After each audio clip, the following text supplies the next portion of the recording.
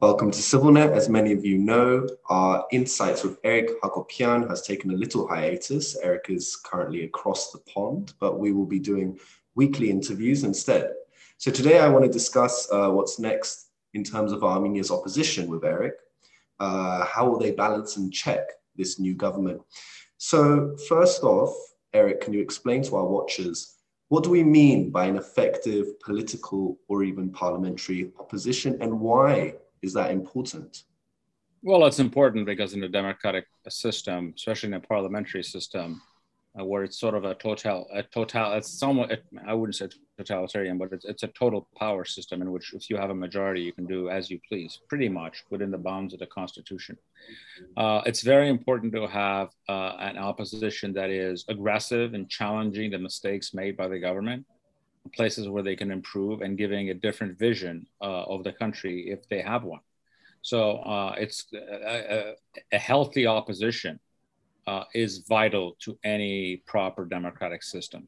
So we need them to be working well, have a program of their own, and essentially act as a government in waiting. And former President Robert Kocharyan, who leads now the largest opposition force in the country, stated recently that he wants his Armenia Alliance bloc to restore trust, to restore public trust in the opposition. How do you think they can achieve this, though? I think they can achieve they can achieve that by, first of all, being a constructive opposition, in the sense that not that they support the government, is that they aggressively challenge the government on issues, not on personality, that they aggressively promote a different agenda or a vision of the country, whatever that may be, if it's a more conservative one, whatever it is that they're comfortable with, whatever their ideology is, if they have one. It's got to be like a living force, something that is going to give Armenia's citizens an idea of what the future could look like under an opposition government if they ever come to power. And in almost every democratic system, the opposition eventually comes into power. So they need to be able to give a constructive vision of that, rather than simply be a force from the past that is not interested in having a vision of the future that is going to gather a strong popular support and eventually take power. And there are few examples in the world of this level of animosity, but everyone knows that the current Prime Minister and the former president have a lot of animosity between them. I feel like we are kind of expecting a Westminster-style bipartisan system to emerge, but what is really likely? Isn't it more likely that that system we are expecting probably will not emerge? No, I mean, we're not there in our democratic level of development to have a system that is, I don't know if you want to say anything in the English system is healthy right now, but I mean, nothing in that. It's a seriousness of people who understand there's places you fight and there's personal lines that you don't cross, and you try to fight on the issues rather than on personages and on personalities. So no, I don't have particularly high hopes. Because the Armenian political worldview doesn't have gray areas in it. And if you're going to make any progress in a parliamentary system, or you have leaders that work together, you need to understand that you have opponents and you don't have enemies.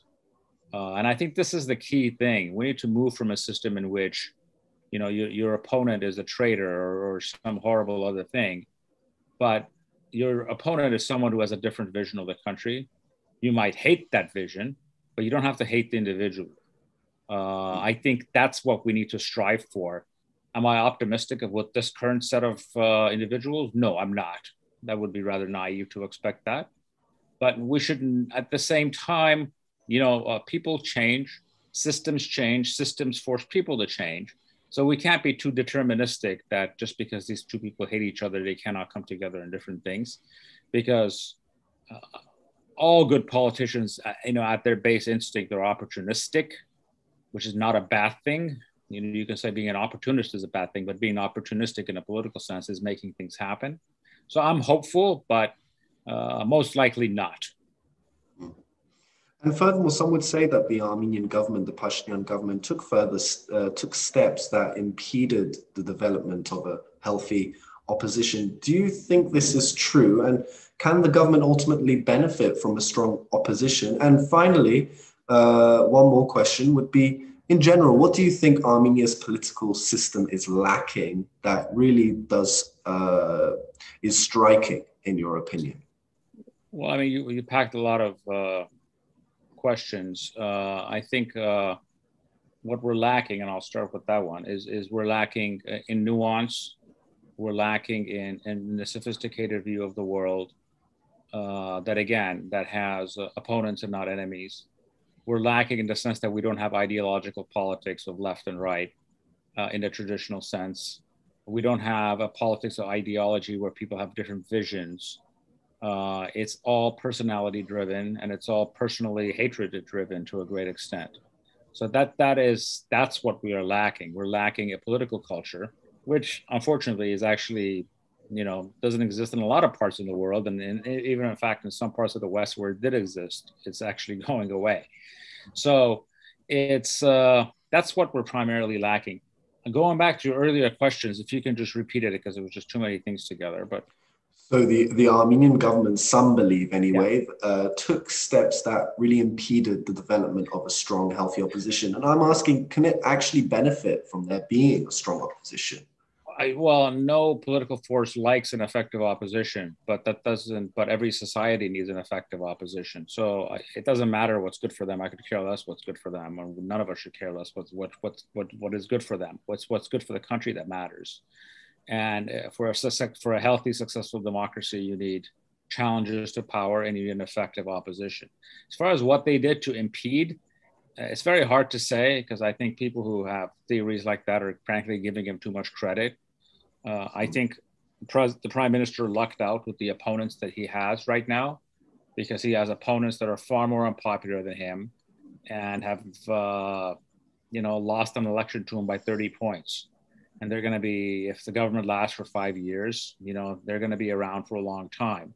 And they're going to be, it's hard to make people who are universally known or unpopular to change people's opinion of them over time. He would have been much more threatened by having new faces that could have developed politically and become far more a serious threat to him. But I wouldn't say that is a result of a plan. I think it's just a result of circumstances of who was around, who was running against him. Well, Eric, thank you as always. Thank you. It was a pleasure. And thank you for joining us on CivilNet.